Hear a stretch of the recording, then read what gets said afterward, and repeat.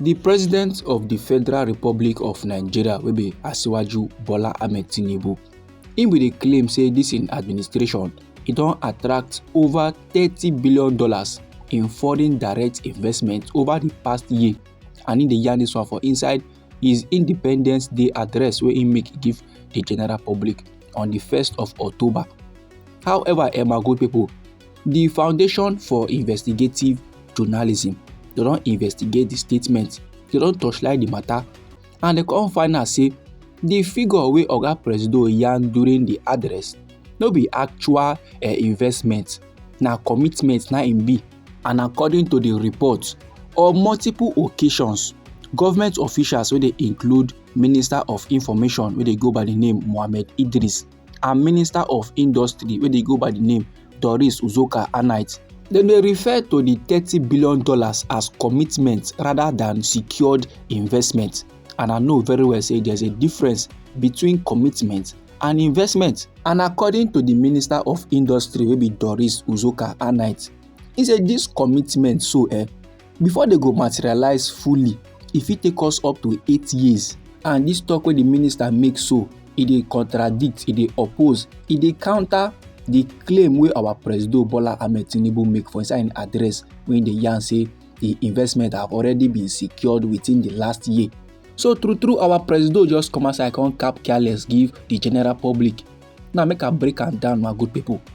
In light of this discovery, in light of this investigation wey the Foundation for Investigative Journalism dem make, they come go dig out the truth, and the truth be say the $30 billion foreign direct investment wey our President Bola Ahmed Tinubu mention, e still remain aspirational. That is, we never achieve am yet, but we get the desire to achieve am.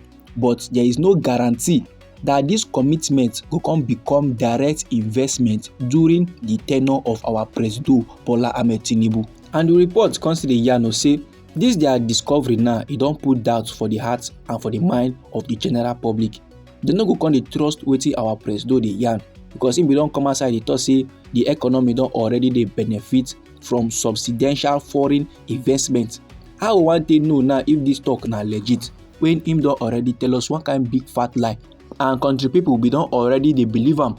Now when him talk say the economy don dey see the light at the end of the tunnel, and when him still talk say the military don dey win fight against Boko Haram and insecurity, how country people now want to observe whether na true in the talk, abi that na another lie wey in dey give the general public?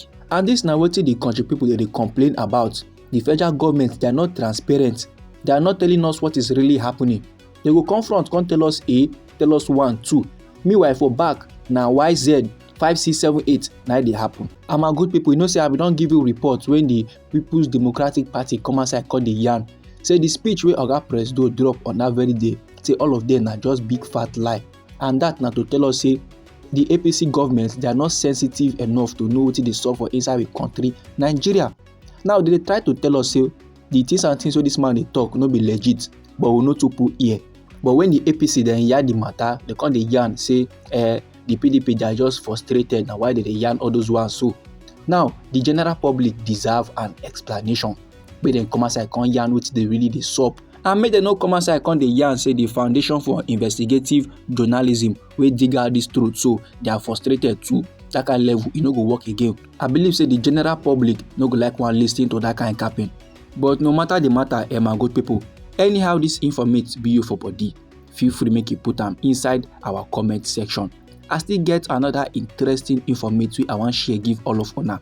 And the koko be say, as the general public now dem dey one side dey demand for an explanation sake of the statement wey our President Bola Ahmed Tinubu make during im address, Mohammed Idris wey be the Minister of Information and National Orientation, he come outside dey yarn dey give the general public again, say we country Nigeria dey win the war against terror and banditry. And the minister dey yarn this one for one opening ceremony of the News Agency of Nigeria, their first annual international lecture on Thursday, will be the 3rd day of October for inside this year 2024, and the thing dey happen for inside Abuja.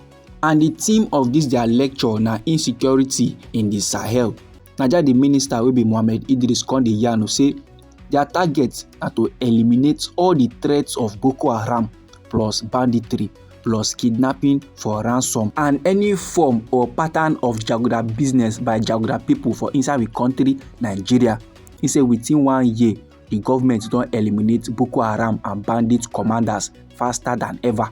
And as of the last count, over 300 Boko Haram and bandit commanders have been eliminated. They don't give them RIP. And the people wey give them RIP na our gallant troops in the northeast, northwest and some other parts of the country Nigeria. He say indeed this quote now from the President of the Federal Republic of Nigeria wey be Asiwaju Bola Ahmed Tinubu. E don amplify the resolve and determination of this administration to address the security challenges wey dey confront the nation. And by understanding the root causes of the insecurity, e go help them to evaluate the impact on our territorial integrity, and e go help them implement strategic policy measures, and they go fit effectively address the challenges wey the crisis carry come. All this one, my good people, they come from the Minister of Information and National Orientation. They go by the name Mohammed Idris. Now, my good people, if you ask me, I go tell you say this na another talk where they come from the presidency. Like this now, we don't reach the level, we don't reach the stage where the federal government got to show the citizens proof, got to show us evidence. Say yes, they are true doing the work where they do, and if they true do the work, how committed are they? Because country people now know they smile at all about the matter, and they feel as if the federal government is not transparent. Now, the federal government need to draw the people close to body, and by doing so, they need to tell the general public the truth, and need to show them the truth also. No be say you go come outside and talk say they win war against banditry and Boko Haram in the northeast and northwest region of the country. But when you go check that region now where they talk about, where they say they don't win the war, you go see and say na bandits and Boko Haram and then get that region. According to the minister now, he said the federal government through intelligence gathering and other grassroots measures, they tackle insecurity. And he say by understanding the root causes of insecurity, now they lead to effective managing and addressing of the issues of insecurity on these regions them. Fingers crossed, and we hope for the best for our nation, Nigeria. This my good people, now the information I want share give the general public. Anyhow the thing be you for body, feel free to make a drop am inside our comment section. Now we be Anointed Lady TV. Now they give on a legit information on the things and things where they happen for inside the country Nigeria.